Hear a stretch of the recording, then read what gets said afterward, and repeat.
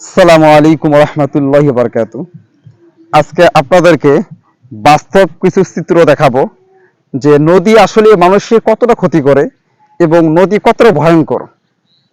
আসুন আমরা দেখি নদী মানুষের কতটা ক্ষতি করে। নদী ভাঙ্গন শুধু মাটি ভাঙ্গা নয়, এটা মানুষের জীবন জীবিকার উপর এক গভীর আঘাত। নদী ভাঙলে একদিকে চাষের জমি, ঘরবাড়ির রাস্তা, স্কুল, মসজিদ সব ভেসে যায়। অন্যদিকে ভাঙ্গনের শিকার মানুষগুলোকে বাধ্য হয়ে অন্যত্র আশ্রয় নিতে হয়। এতে তারা তাদের আদিবাড়ি, জমি, স্মৃতি সবকিছু হারিয়ে ফেলে। ভাঙ্গনের কারণে কৃষি উৎপাদন কমে যায়, খাদ্যের